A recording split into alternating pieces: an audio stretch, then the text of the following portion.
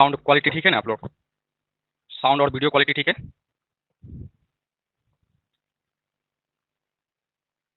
Comment कीजिए आप लोग।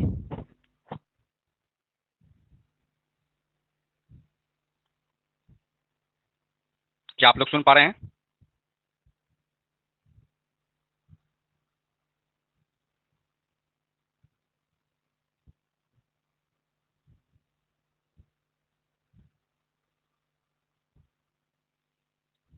तो आप लॉग आउट करके लॉगिन कीजिए।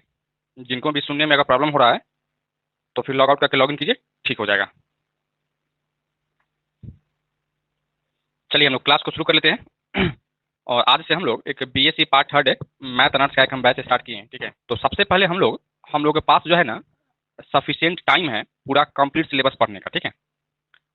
क्योंकि पार्ट थर्ड का जो सिलेबस है वह 4 पेपर पढ़ना होता है, और 4 पेपर पढ़ने में अगर एक पेपर में अगर 2 महीने का भी अगर टाइम लगता है तो फिर हमको 8 महीने का टाइम जो है ना आपको 4 पेपर पढ़ाने में लग जाएगा, ठीक है। तो हम लोग मिनिमम 6 मंथ और मैक्सिमम जो है ना 8 मंथ के बीच में हम लोग सिलेबस को कवर कर लेंगे, ठीक है।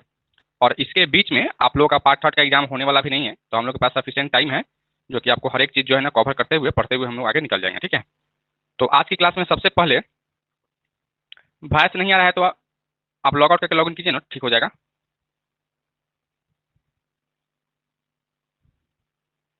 तो सबसे पहले आज की क्लास में हम देखेंगे क्या कि भाई बीएससी पार्ट थर्ड का सिलेबस क्या है, क्या क्या आपको पढ़ना है, और कौन कौन से बुक आपको पढ़ने हैं, और कौन कौन से बुक में कितने ग्रुप में सवाल पूछे जाते हैं, ठीक है। यह सब चीज़ के बारे में हम एक एक करके बात करेंगे, ठीक है। यहाँ हम क्या है, सिलेबस की हम बात करेंगे। जिस तरीके से हम लोग ग्रेजुएशन पार्ट वन और पार्ट टू में थे, तो पार्ट वन में हम 2 पेपर पढ़ते थे, पेपर वन और पेपर टू। उसी तरह से पार्ट टू में गए थे तो 2 पेपर पढ़ते थे, पेपर थ्री और पेपर फोर, ठीक है। यानी 2 साल में आपको 4 पेपर पढ़ना होता था। और पार्ट थर्ड में आप जैसे आए हैं तो हमको 1 साल में या कहें पार्ट थर्ड में हमको 4 पेपर पढ़ना होता है, ठीक है। और 4 पेपर हमको पढ़ना होता है, यानी पेपर्स में हमको पेपर 5 प्लस है paper 6 plus paper 7 plus paper 8 आपको पढ़ना होता है, ठीक है। यानी यह जो टोटल जो है ना, और सबका टाइमिंग जो है आपको 3-3 घंटे का ही एग्जाम होता है, ठीक है। 3 आवर का ही आपको एग्जाम होता है। और इसके बाद मार्क्स जो है ना आपको 100 प्लस 100 प्लस 100 है इक्वल टू 400 नंबर का आपको ऑनर्स पेपर हो जाता है, ठीक है। और एक पेपर जो है आपको जीएस का होता है, ठीक है, जो कि आपको 100 नंबर का रहता है, ठीक है।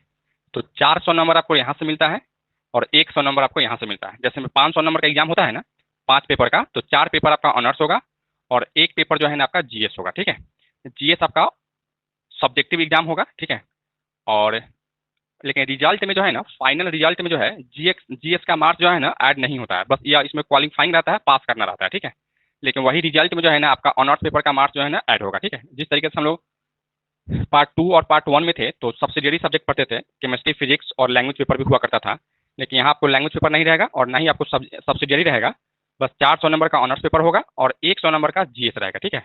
जो कि आपको इसमें ओनली क्वालिफाइंग करना है, पास करना है, ठीक है। ठीक है। अच्छा, अब इसमें जो है यह जो 400 नंबर का जो होता है, इसमें प्रत्येक पेपर में जो है ना आपको 12 क्वेश्चन पूछे जाते हैं, ठीक है। यानी यहाँ से आप लिख सकते हो total number of question ask in each paper यानी प्रत्येक पेपर में जो है ना आपको 12 क्वेश्चन आपसे पूछा जाता है, ठीक है। और आंसर जो आपको देना होता है, आंसर एनी 6 क्वेश्चन, 6 क्वेश्चन का आंसर आपको देना होता है, ठीक है। और जब हम लोग आंसर देने जब जाते हैं तो इसमें कुछ कंडीशन लगा देता है, ठीक है। कंडीशन के साथ आपको आंसर देना होता है, ठीक है। कंडीशन क्या होता है भाई? तो कंडीशन यही होता है क्या कि answer answer at least 1 question, 1 question from each group यानी प्रत्येक ग्रुप से जो है ना कम से कम आपको एक क्वेश्चन जो है ना सॉल्व करना होता है, ठीक है। एटलीस्ट का मतलब है कि कम से कम एक क्वेश्चन को आपको सॉल्व करना होता है, ठीक है। और एक से अधिक भी हम कर सकते हैं, कोई दिक्कत नहीं है, लेकिन एक क्वेश्चन जो है हम निश्चित रूप से क्या करने वाले हैं, सॉल्व करने वाले हैं, ठीक है। तो यही इसका कंडीशन होता है। और यह कंडीशन जो है ना ओनली बिहार यूनिवर्सिटी, ठीक है, यानी बाबा साहब भीमराव अम्बेडकर बिहार यूनिवर्सिटी और पटना यूनिवर्सिटी में ही कंडीशन रहता है, ठीक है। बाकी किसी यूनिवर्सिटी में जो है ना कंडीशन नहीं रहता है। क्योंकि बिहार यूनिवर्सिटी जो है ना वह पटना यूनिवर्सिटी से ही ब्रेक करके बना हुआ है, ठीक है। इसलिए वहाँ जो पैटर्न चलता है वही पैटर्न आपका यहाँ चलता है। लेकिन वही पाटलिपुत्रा यूनिवर्सिटी है, वहाँ ऐसा कुछ नहीं है, ठीक है। वहाँ कोई ग्रुप नहीं है, बस आपको 12 क्वेश्चन पूछे जाते हैं और 12 में से हमको 6 क्वेश्चन का आंसर देना होता है। तो उसमें कोई ग्रुप नहीं होता है, ठीक है। लेकिन यहाँ आपको क्या रहता है, तो ग्रुप आपको दिया रहता है, ग्रुप वाइज आपको करके आंसर देना होता है, ठीक है, जो कि थोड़ा सा डिफिकल्ट हो जाता है, ठीक है। तो इस तरीके से हम लोग यहाँ तक समझ चुके हैं। एक बार सभी बच्चे कमेंट करके बताइएगा कि यहाँ तक में समझने में किसी को कोई दिक्कत है तो बोलिए, या कोई भी कुछ पूछना चाहते हैं तो बोलिए। तो अगर नहीं पूछना चाहते हैं तो कमेंट कर दीजिए कि हम नहीं पूछना चाहते हैं, ठीक है। आगे बढ़ जाएंगे।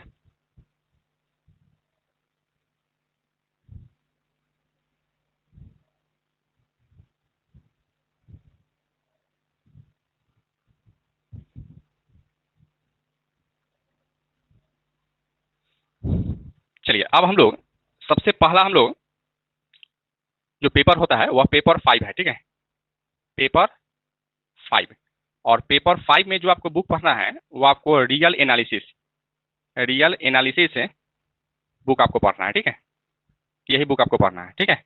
और इस बुक से या कहें पेपर 5 जो है ना वह 3 ग्रुप में सवाल पूछे जाते हैं, group A, group B, group C करके, ठीक है। यह आपका ग्रुप ए है, इसको आप ग्रुप ए कह सकते हो। आप इसको ग्रुप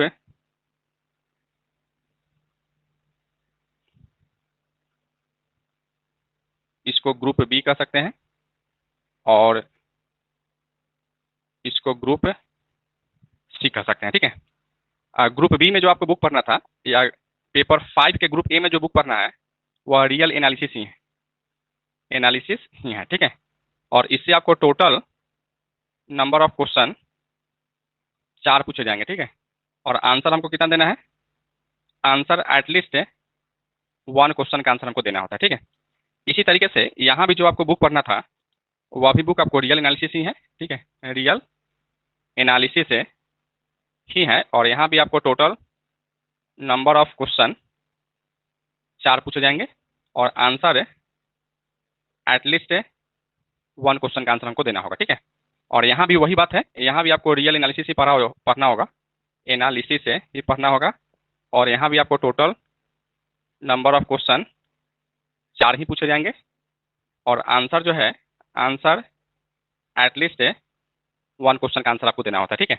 अब आपके दिमाग में यह कन्फ्यूजन क्रिएट होता होगा कि भाई अगर सब ग्रुप में जो है ना रियल एनालिसिस ही पढ़ना है, तो बिल्कुल हाँ, सब ग्रुप में आपको रियल एनालिसिस ही पढ़ना है, लेकिन सब का जो टॉपिक होगा ना वह सब टॉपिक अलग अलग होगा, ठीक है। जैसे मैं ग्रुप ए में जो है ना सीक्वेंस के बारे में पढ़ना है, कन्वर्जेंस सीक्वेंस के बारे में पढ़ना है। उसी के बाद में यहाँ ग्रुप बी में कुछ अलग टॉपिक पढ़ना होगा, ग्रुप सी में आपको कुछ अलग टॉपिक पढ़ना होगा, ठीक है। तो यहाँ जो आपको पेपर 5 में जो बुक पढ़ना है वह एक ही बुक पढ़ना है, ठीक है। लेकिन तीनों ग्रुप का जो टॉपिक होगा वह अलग अलग टॉपिक होगा, ठीक है। तो यही यही पेपर 5 का सिलेबस है। आप लोग इसको लिखिए, तो लिखिए आप लोग इसको।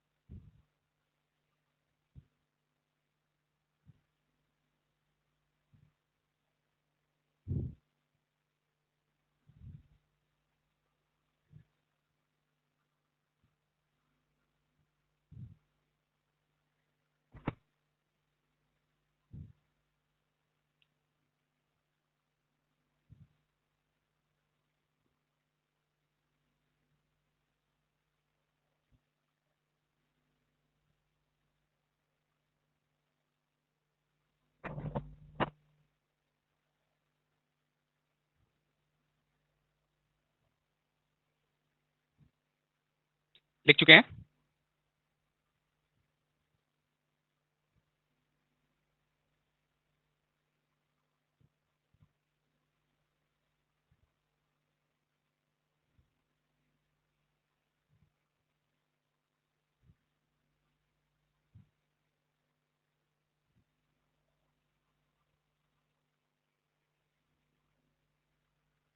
लिख चुके हैं आप लोग?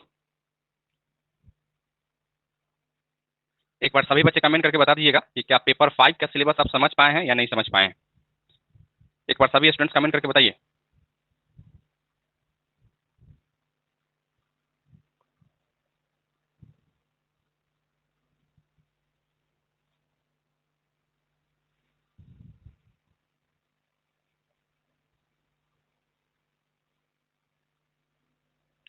किसी को कोई दिक्कत? और देखिए एक चीज और देखिए कि रियल एनालिसिस का जो है ना, जो आपको बुक परचेज करना है, वह बुक आपको कोई बाहर से नहीं लेना है, ठीक है। जो भी बच्चे पार्ट 2 में अगर बुक परचेज कर लिए होंगे, वही बुक रहेगा। देखिए यह बुक आप सभी के पास होगा, ठीक है। रियल एनालिसिस है, ठीक है, भाई लालजी प्रसाद का है। इस बुक को आपको परचेज कर लेना है, जिनके पास नहीं है वे, और जिनके पास बुक है उनको नहीं खरीदना है, यही बुक आपको चलेगा, ठीक है। जो कि आपका पेपर 5 के टोटल जो भी ग्रुप है, सब ग्रुप में जो है ना यही बुक आपका चलने वाला है, यानी एक ही बुक आपका चलने वाला है, ठीक है। तो जो बच्चे परचेज कर चुके होंगे तो वे नहीं खरीदेंगे, और जो बच्चे परचेज नहीं किए होंगे वे खरीद लेंगे, ठीक है। यही बुक आपका है, इस बुक को आपको परचेज कर लेना है, ठीक है। अब हम बात करते हैं कि भाई पेपर 5 की तो हम बात कर चुके हैं, अब हम बात करते हैं पेपर 6 में, ठीक है, कि भाई पेपर 6 में हमको क्या पढ़ना है, ठीक है। तो आइए अब हम लोग पेपर 6 की बात करते हैं, ठीक है। और यह जो कंडीशन हम ऊपर में लिखे हैं, यह कंडीशन आपको सब में होगा, ठीक है। यानी पेपर 5 में भी होगा, पेपर 6 में भी होगा, पेपर 8 में भी होगा, और पेपर 7 में भी होगा, ठीक है। ठीक है, पेपर 8 में नहीं होगा, ठीक है, पेपर 8 में नहीं होगा, बाकी पेपर 5, पेपर 6 और पेपर 7, यह तीनों पेपर में होगा, ठीक है। पेपर 8 में नहीं होगा यह कंडीशन, ठीक है। तो सब में लिखने की जरूरत नहीं है, बस एक बार हम लिख चुके हैं, ठीक है, बस उसी को हम आगे बढ़ाते रहेंगे। अब हम बात करते हैं पेपर 5 नहीं बल्कि पेपर 6 में, ठीक है, कि पेपर 6 में हमको क्या पढ़ना है। तो पेपर 6 में भी जो हमको पढ़ना है, वह आपको पेपर 6 में जो बुक हमको पढ़ना है, वह बुक का नाम है एब्स्ट्रैक्ट अलजेब्रा। एब्स्ट्रैक्ट अलजेब्रा, ठीक है, इसी को मॉडर्न अलजेब्रा कहा जाता है, मॉडर्न अलजेब्रा कहा जाता है, ठीक है, अलजेब्रा। यही आपको बुक पढ़ना है, ठीक है। इसमें भी आपको क्या करना है कि group A, group B, group C में क्वेश्चन पूछा जाता है, ठीक है। और इसमें जो आपको पढ़ना था, ग्रुप ए में जो आपको पढ़ना है, वो आपको पढ़ना है ग्रुप थ्योरी से, ठीक है। हाँ, ग्रुप थ्योरी, ग्रुप थ्योरी आपको पढ़ना है, ठीक है। इसी तरह से आपको ग्रुप बी में जो आपको पढ़ना है, वह ग्रुप बी में आपको पढ़ना था रिंग थ्योरी, रिंग थ्योरी पढ़ना है, ठीक है। और ग्रुप सी में जो आपको पढ़ना था, वह आपको लीनियर अलजेब्रा पढ़ना है, ठीक है, जो कि इसी बुक के अंतर्गत आएगा, ठीक है, लीनियर अलजेब्रा, लीनियर अलजेब्रा आपको पढ़ना है, ठीक है। तो यही आपका है एब्स्ट्रैक्ट अलजेब्रा में, ठीक है। और बाकी टोटल नंबर ऑफ क्वेश्चन 4 यहाँ भी पूछे जाएंगे, 4 यहाँ भी पूछे जाएंगे, 4 यहाँ भी पूछे जाएंगे, ठीक है। और आंसर भी हमको एक ही क्वेश्चन का आंसर देना है, कम से कम एटलीस्ट वन क्वेश्चन का आंसर आपको देना है। और जो भी स्टूडेंट्स अगर बुक परचेज करना चाहते हैं, क्योंकि इसमें जो आपको एब्स्ट्रैक्ट अलजेब्रा में जो है ना, आपको हम बुक से नहीं पढ़ाएंगे, ठीक है।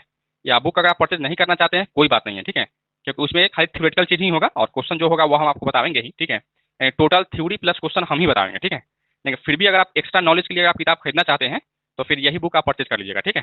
जो कि यह मॉडर्न अलजेब्रा है, और राइटर है AR वशिष्ठा, ठीक है, या AK वशिष्ठा है, दो राइटर हैं, ठीक है। और पब्लिकेशन जो है ना, कृष्णा पब्लिकेशन का आता है, ठीक है। तो यह बुक आपको परचेज कर लेना है, ठीक है, पेपर 6 में एब्स्ट्रैक्ट अलजेब्रा या मॉडर्न अलजेब्रा के लिए, ठीक है। यही आपका है पेपर 6 में, ठीक है। तो लिखिए आप इस चीज को, पेपर 6 को लिख लीजिए।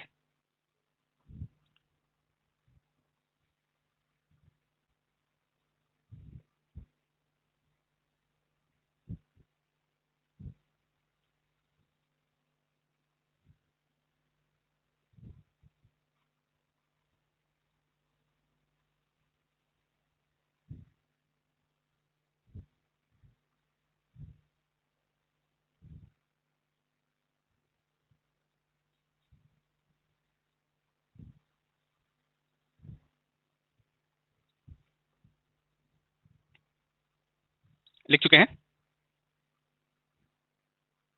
क्या पेपर 6 आप लिख चुके हो रोहित जी?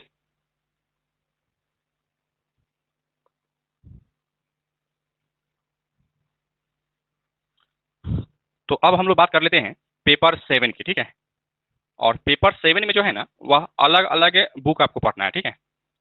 जैसे में एब्स्ट्रैक्ट अलजेब्रा हो गया, रियल एनालिसिस हो गया, या पेपर 5 पेपर 6 में पढ़ना था, दो ही बुक आपको पढ़ना है, ठीक है। और एक और चीज आपको हम बता दें, ठीक है। जैसे में आप पीजी में एडमिशन लीजिएगा ना, या एमएससी में अगर आप एडमिशन लेना चाहते हैं, ग्रेजुएशन पास करते हैं, और एमएससी में अगर मैथमेटिक्स में आप एडमिशन लीजिएगा, तो यहाँ जो भी चीज़ आपको पढ़ाया जा रहा है ना, यही सब चीज़ जो है ना वहाँ आप अलग अलग तरीके से पढ़िएगा, ठीक है। जैसे में ग्रेजुएशन में जो है ना आपको टोटल 8 पेपर होता है, 800 का एग्जाम होता है। उसी तरह से पीजी में जाइएगा या एमएससी में जाइएगा तो वहाँ 16 पेपर आपको पढ़ना होता है, ठीक है। जितना यहाँ ग्रुप देखे हैं ना, वहाँ एक पेपर पढ़ना होता है। जैसे एक पेपर में 3 ग्रुप है ना, तो वहाँ 3 पेपर आपको पढ़ना होगा। जैसे वही लास्ट में आपको हम बताए हैं कि लीनियर अलजेब्रा, ठीक है, लीनियर अलजेब्रा वहाँ एक पेपर है। उसी तरह से एक आपका एब्स्ट्रैक्ट अलजेब्रा अलग है, रियल एनालिसिस अलग है, सबका अलग अलग पेपर है अगर आप पीजी में पढ़ते हैं तो, ठीक है। तो यहाँ आपको यह सब चीज़ सीखना जरूरी है ताकि आप पीजी में जो है ना, पीजी करने में आपको कोई दिक्कत नहीं हो, जिसके लिए आपको इस चीज़ को पढ़ना जरूरी है, ठीक है। अब आइए हम लोग नेक्स्ट में बात कर लेते हैं पेपर 7 की हम बात करते हैं, ठीक है। पेपर 7 की, पेपर 7 में भी जो है ना 3 ग्रुप में ही सवाल पूछे जाते हैं, ग्रुप ए, ग्रुप बी और ग्रुप सी में। यह ग्रुप ए है, यह आपका ग्रुप बी है, यह आपका ग्रुप सी है, यह आपका ग्रुप सी है, ठीक है। ग्रुप ए में जो आपको बुक पढ़ना है वह बुक का नाम है स्टैटिक्स। इसमें 2 बुक पढ़ना है आपको, स्टैट स्टैटिक्स, ठीक है। और इसमें जो है ना नंबर ऑफ क्वेश्चन आपको 2 पूछे जाएंगे, स्टैटिक्स से आपको क्वेश्चन पूछे जाएंगे, ठीक है। उसी तरीके से सेकेंड बुक है डायनेमिक्स, डायनेमिक्स, ठीक है। इससे भी आपको नंबर ऑफ क्वेश्चन 2 ही पूछे जाएंगे। यानी हम कह दें अगर टोटल नंबर ऑफ क्वेश्चन की अगर हम बात करें तो आपको 4 क्वेश्चन पूछे जाएंगे, दोनों को ऐड करेंगे। और आंसर हमको कितना देना है, आंसर एटलीस्ट 1 क्वेश्चन का आंसर आपको देना होगा, ठीक है। इसी तरीके से आप ग्रुप बी की अगर हम बात करें तो ग्रुप बी में जो आपको बुक पढ़ना है, फर्स्ट बुक वह अट्रैक्शन अट्रैक्शन एंड पोटेंशियल आपको पढ़ना है, ठीक है। और इससे आपको जो है ना नंबर ऑफ क्वेश्चन 2 पूछे जाएंगे, ठीक है। और एक और बुक जो आपको पढ़ना है वह बुक का नाम है हाइड्रोस्टैटिक्स। और इससे आपको जो है नंबर ऑफ क्वेश्चन 2 ही पूछे जाएंगे, अर्थात हम कहें टोटल नंबर ऑफ क्वेश्चन 4 पूछे जाएंगे। और आंसर तो हम लोग को पता ही है कि आंसर एटलीस्ट 1 क्वेश्चन का आंसर आपको देना होगा, ठीक है। इसी तरीके से हम लोग पेपर 7 की अगर हम बात करें में ग्रुप सी में आपको जो बुक पढ़ना है वह डिफरेंशियल इक्वेशन पढ़ना है, ठीक है। और इससे आपको टोटल, इसमें एक ही बुक पढ़ना है, ठीक है। टोटल नंबर ऑफ क्वेश्चन आपको 4 पूछा जाता है, ठीक है। और आंसर है एटलीस्ट 1 क्वेश्चन का आपको आंसर देना होगा, ठीक है। तो यही आपका क्या है, पेपर 7 है, ठीक है। और पेपर 7 में जो है ना आपको ना ही स्टैटिक्स का, ना ही आपको डायनेमिक्स का, ना ही आपको अट्रैक्शन और ना ही पोटेंशियल का और हाइड्रोस्टैटिक्स का भी बुक आपको परचेज नहीं करना है, ठीक है। इसमें जो भी चीज़ हम आपको पढ़ावेंगे वही आपको पढ़ना है, ठीक है। वही आपके एग्जाम के पर्पज से सफिशिएंट रहेगा, ठीक है। इसमें बुक खरीदने की कोई जरूरत नहीं है। बाकी बुक आपको परचेज करना होगा डिफरेंशियल इक्वेशन का, ठीक है। और डिफरेंशियल इक्वेशन का आप लोग अगर ऐसा बुक आपके पास होगा, ठीक है, डिफरेंशियल इक्वेशन बाई लालजी प्रसाद, तो ठीक है, और नहीं तो यही बुक आपको परचेज कर लेना होगा, ठीक है। यह डिफरेंशियल इक्वेशन है बाई लालजी प्रसाद का है, ठीक है। इसको आपको खरीद लीजिएगा। आप हालांकि पार्ट 2 में खरीदे ही होंगे, ठीक है। तो जिनके पास नहीं होगा वे खरीद लेंगे, जिनके पास होगा वह नहीं खरीदेंगे, ठीक है। तो यही इसका क्या है, पेपर 7 का टोटल आपका सिलेबस है।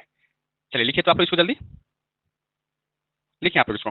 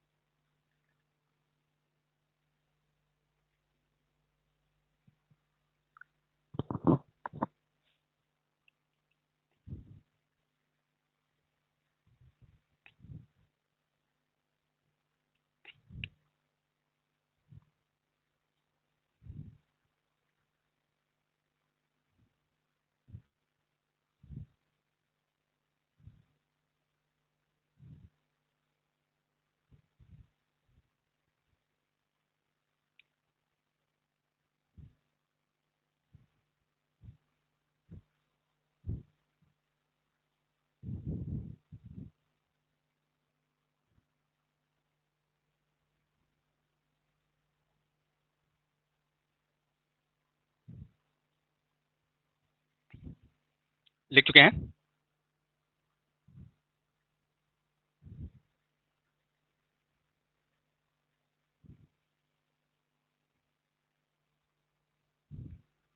यहाँ तक कोई दिक्कत नहीं है किसी को भी?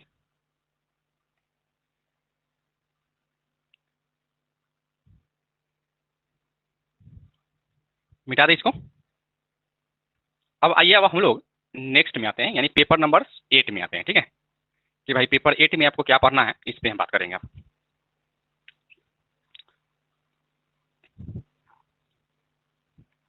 देखिए, पेपर 8 में जो है ना, आपको सब चीज वही रहता है, ठीक है? बस कंडीशन नहीं रहता है, ठीक है? यानी हम कहें कि भाई पेपर 8 जो है ना, वह ऑप्शनल पेपर है। ऑप्शनल पेपर है कि इसमें बहुत सारा बुक आप पढ़ सकते हैं, या बहुत सारा बुक होगा, उसमें से आपको कोई एक पेपर को जो है ना ऑप्शन कर लेना है, यानी चूज कर लेना है, ठीक है? तो इसमें जो है ना, आ, सबसे पहले देखिए कि इसमें भी total total number of question ask in paper 8 में 12 क्वेश्चन ही पूछा जाता है, ठीक है? और इसमें भी जो है ना, आंसर आंसर एनी 6 क्वेश्चन का ही आपको आंसर देना होता है, ठीक है? इसमें नहीं रहता है क्या? तो इसमें ग्रुप नहीं रहता, ठीक है? There is no group. इसमें कोई ग्रुप नहीं रहता है, ठीक है? उसी तरह से यहाँ से देयर इज नहीं बल्कि देयर आर लिखे, there are no condition. Condition भी जो है ना, इसमें कोई कंडीशन नहीं रहता है, ठीक है? बस आपको क्या करना है कि 12 क्वेश्चन आपसे पूछेगा, ठीक है? और 12 क्वेश्चन में से कोई 6 क्वेश्चन का आपको आंसर देना है। ना ही इसमें ग्रुप रहेगा, ना ही इसमें कोई कंडीशन रहेगा, ठीक है? और इसमें जो है ना, अब यहाँ ऑप्शनल या ऑप्शनल पेपर जो है, वह इसमें आपको बहुत सारा पेपर होगा, जिसमें पहला पेपर है न्यूमेरिकल न्यूमेरिकल एनालिसिस। सेकंड में है एस्फेरिकल एस्फेरिकल एस्ट्रोनॉमी एस्ट्रोनॉमी, ठीक है? और 3 में है theory of number theory of numbers. और चौथा में है प्रोबेबिलिटी प्रोबेबिलिटी थ्योरी। यानी इस चारों बुक में से जो है ना, आपको किसी भी एक बुक को आपको चूज कर लेना है, ठीक है? और वही बुक आपको पढ़ना है, ठीक है? तो जो आपको हम बुक पढ़ाने वाले हैं, वह आपको बुक यही हम पढ़ाएंगे, ठीक है? कि न्यूमेरिकल एनालिसिस ही आपको पढ़ाने वाले हैं। और न्यूमेरिकल एनालिसिस पढ़ाने के पीछे कारण यही है कि यह एक जो है ना, थ्योरेटिकल कम क्वेश्चन वाइज जो है ना, क्वेश्चन वाला बुक है, ठीक है? या कहें क्वेश्चन वाला टॉपिक है, ठीक है? यह स्कोरिंग है, आसान भी है, ठीक है? आप लोग निश्चित रूप से समझिएगा, कोई इसमें थ्योरी वगैरह नहीं है। थ्योरी भी है तो कम बेस है, ठीक है? और क्वेश्चन बहुत रहता है इसमें, तो यही बुक आपको हम पढ़ाने वाले हैं। और आने वाला टाइम में आप पीजीजी में अगर एडमिशन लेते हैं, तो फिर न्यूमेरिकल एनालिसिस वहाँ भी पढ़ना होता है। तो अगर यहाँ आप पढ़े रहिएगा, तब जाकर वहाँ आपको कोई दिक्कत नहीं होगा, आप वहाँ आसानी से और इजी वे में समझ पाइएगा, ठीक है? तो यही न्यूमेरिकल एनालिसिस आपको हम पढ़ाने वाले हैं, ठीक है? और न्यूमेरिकल एनालिसिस का जो बुक आप लोगों को परचेज करना है, वह बुक आपको यही परचेज कर लेना है। देख लीजिए एक बार, न्यूमेरिकल एनालिसिस है, ठीक है? और वही बुक है, आपको कृष्णा पब्लिकेशन है, और राइटर का नाम है गुप्ता मलिक चौहान। गुप्ता मलिक चौहान, 3 राइटर है, ठीक है? या तीनों राइटर का आपको है। और इसका जो प्रकाशन है वो आप कृष्णा पब्लिकेशन का है, ठीक है? न्यूमेरिकल एनालिसिस आपको परचेज कर लेना है, ठीक है? यही बुक आपका है, यही बुक आपको परचेज कर लेना है, ठीक है? हालांकि सब बुक का जो है ना, हम फोटो आपके ग्रुप में शेयर कर देंगे, वहां से भी आप देख लीजिएगा, ठीक है? फिलहाल आप इसको लिखिए, तो इसको लिखिए आप लोग जल्दी।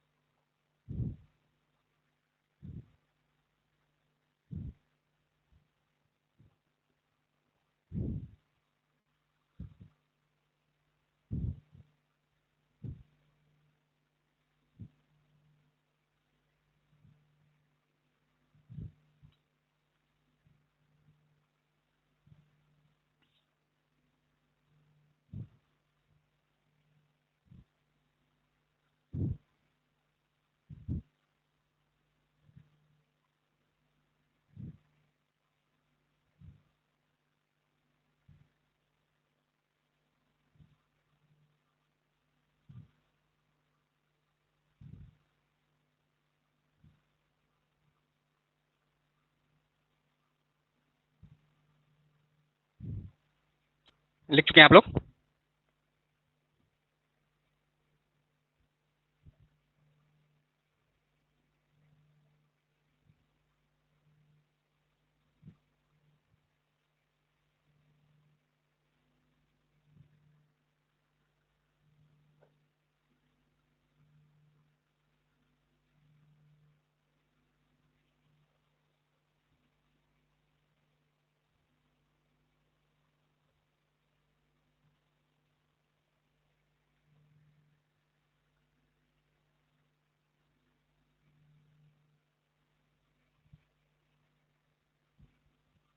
लिख चुके हैं?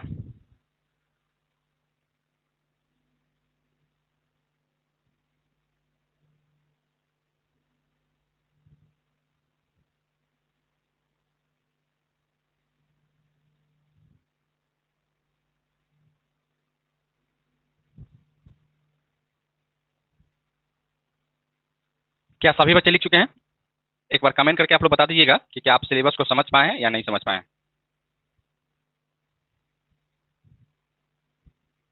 एक बार सभी स्टूडेंट्स सिलेबस को बता दीजिएगा कि क्या आप सिलेबस को समझ पाए हैं या नहीं समझ पाए हैं।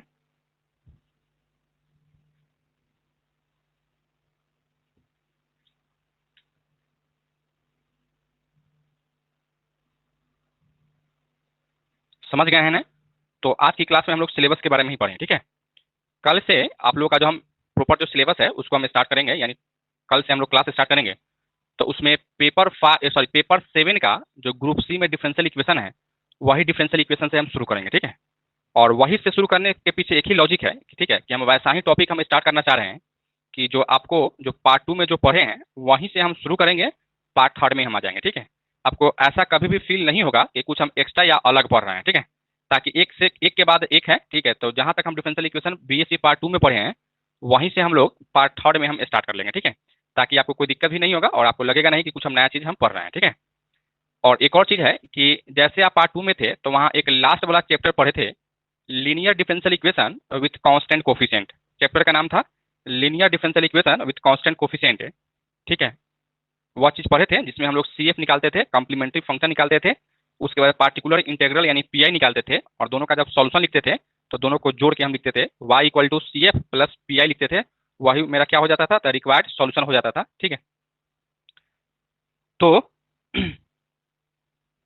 तो उस चीज को जो है ना एक बार आप पढ़ के आइएगा, ठीक है। उसको एक बार रिवीजन कर लीजिएगा। हालांकि हम भी आपको पढ़ावेंगे ही, लेकिन एक बार आप देखे रहिएगा तो आपको पता रहेगा कि क्या हम पढ़ रहे हैं, ठीक है। ताकि जैसे हम स्टार्ट करेंगे पार्ट 3 का सिलेबस है ना, तो जो पार्ट 2 में जो पढ़े हैं सब का यूज यहाँ होने वाला है, ठीक है। तो उस चीज को आपको हमेशा ध्यान में रखना है ताकि आपको पार्ट 3 में कोई दिक्कत नहीं हो, ठीक है। तो आज की क्लास में हम इतना ही रखेंगे, फिर हम लोग कल से आते हैं तो फिर कल से आपका प्रॉपर सिलेबस हम स्टार्ट कर देंगे, ठीक है। और इस टाइमिंग में जो है 2 से 3 में किसी भी बच्चे को कोई प्रॉब्लम है क्या? क्या सभी बच्चे कंफर्टेबल है? इस टाइम में आराम से लाइव क्लासेस पढ़ सकते हैं ना? इस टाइमिंग में किसी को कोई प्रॉब्लम नहीं है?